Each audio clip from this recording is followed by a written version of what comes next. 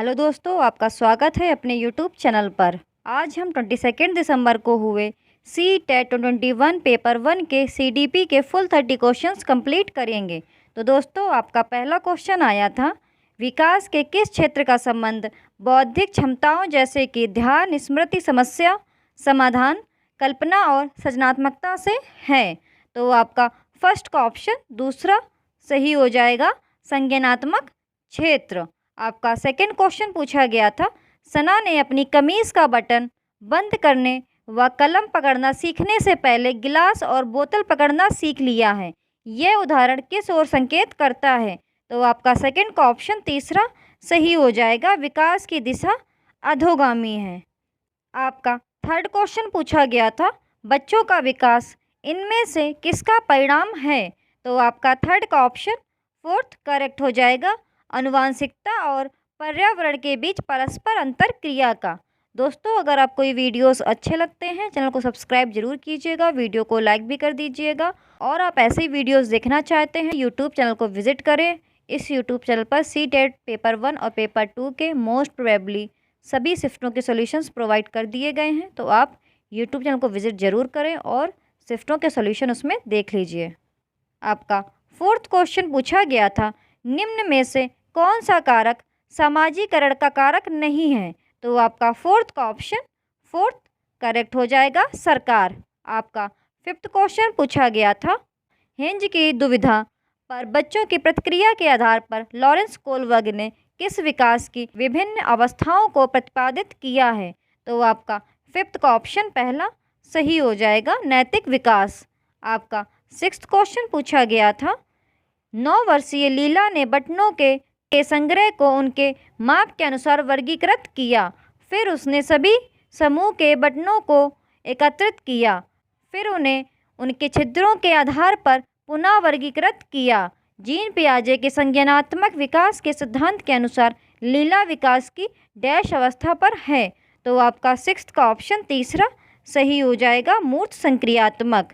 आपका seventh question पूछा गया था, जब बच्चे अपने अनुभवों को अपने वर्तमान स्कीमा में समाहित करते हैं तो यह डैश कहलाता है।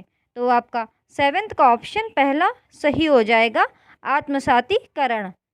आपका एट्थ क्वेश्चन पूछा गया था, लेव विगोत्स्की के संज्ञानात्मक विकास के सिद्धांत को डैश कहा जाता है, क्योंकि वे तर्क देते हैं कि बच्चों का अधिगम एक संदर्भ में होता है। तो आपका एट्थ का ऑप्शन तीसरा सही हो जाएगा, सामाजिक सांस्कृतिक। आपका नाइन्थ क्वेश्चन पूछा गया था, जब कोई अध्यापिका किसी विद्यार्थी को उसके विकास के निकटस्थ क्षेत्र पर पहुंचाने के लिए सहायता को उसके निष्पादन के वर्तमान स्तर के अनुरूप ढालती है, तो अध्यापिका किस नीति का प्रयोग कर रही है?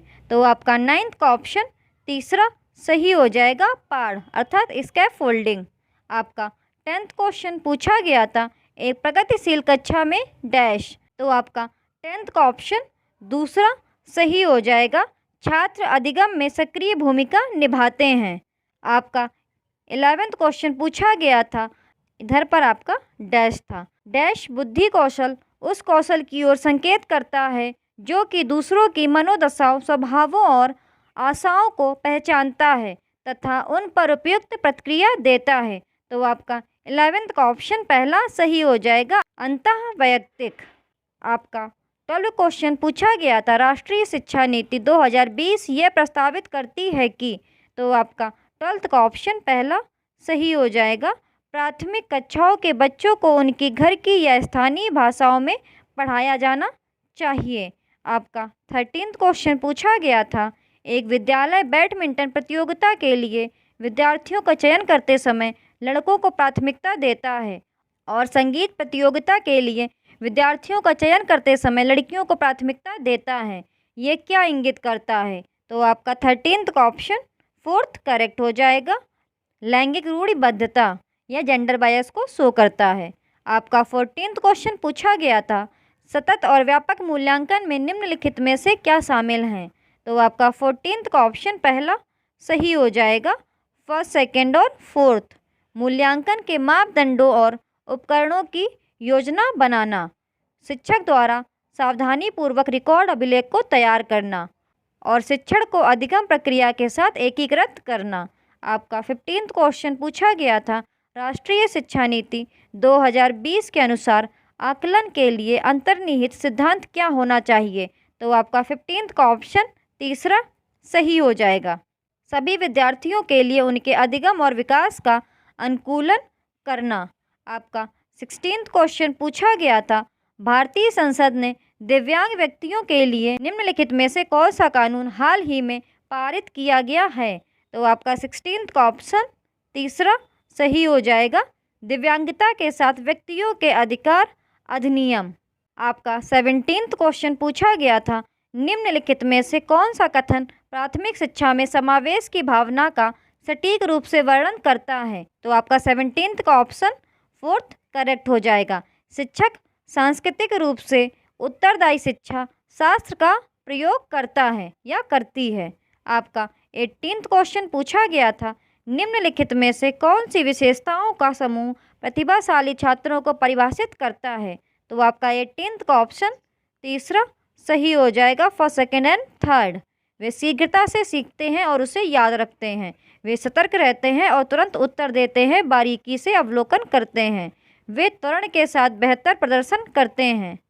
आपका 19th क्वेश्चन पूछा गया था, निम्नलिखित में से कौन सी शैक्षणिक प्रणाली अत्यधिक दृष्टिबाधिता से जूझते हुए विद्यार्थियों के समावेशन हेतु प्रभावशाली नहीं है?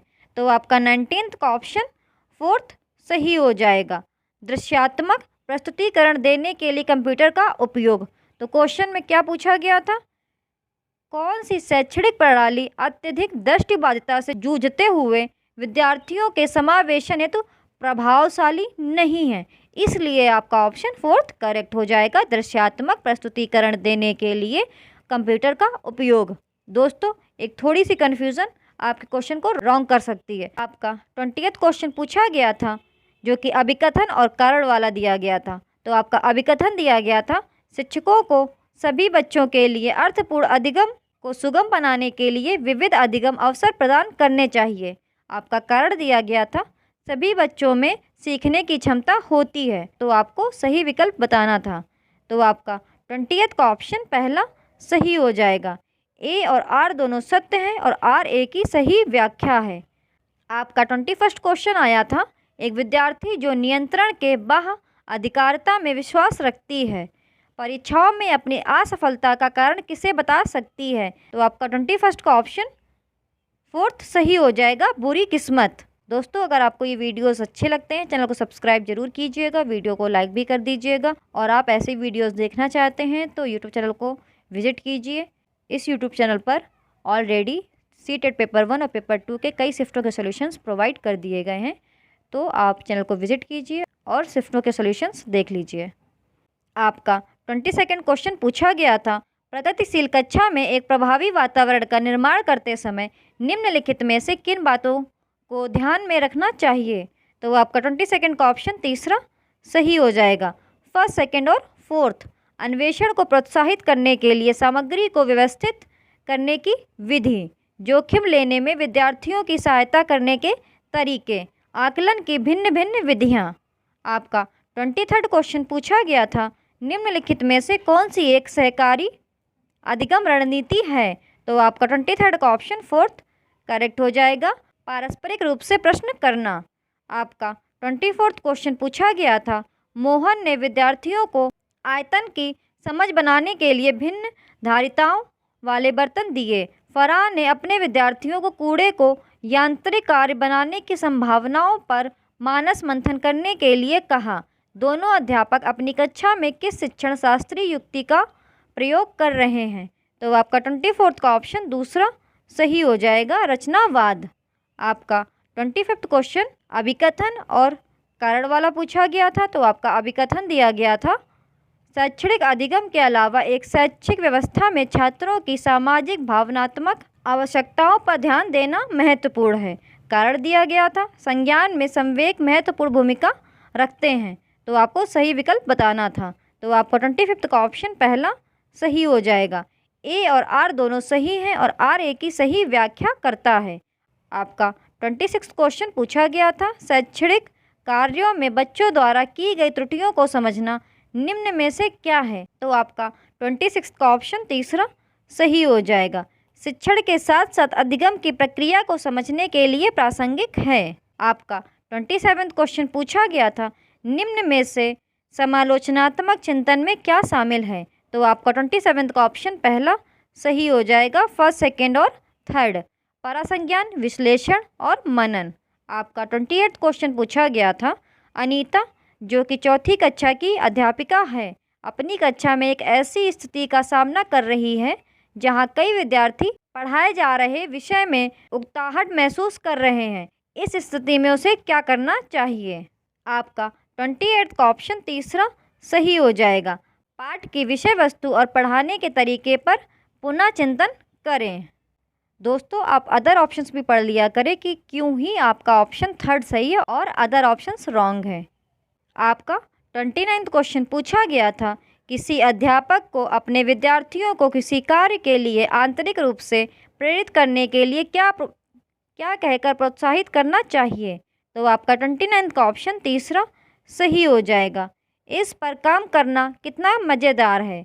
चलो देखते हैं कि हम इस गतिविधि से क्या क्या सीख सकते हैं। आपका 30वां क्वेश्चन पूछा गया था, सीखने के गति डैश है? तो आपका 30वां का ऑप्शन तीसरा सही हो जाएगा, व्यक्तिगत और पर्यावरणीय कारकों की पारस्परिक क्रिया पर निर्भर। तो दोस्तों, आज हम लोगों ने 22 दिसंबर को हुए CTET 21 पेपर 1 के फुल 30 क्वेश्चंस CDP कंप्लीट कर लिए हैं।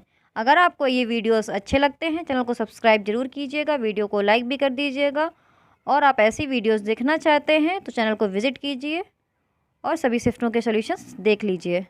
Thank you for watching the videos. आपको इस यूट्यूब चैनल पर ऐसे ही वीडियोज़ मिलते रहेंगे। आप चैनल को सब्सक्राइब जरूर कीजिए।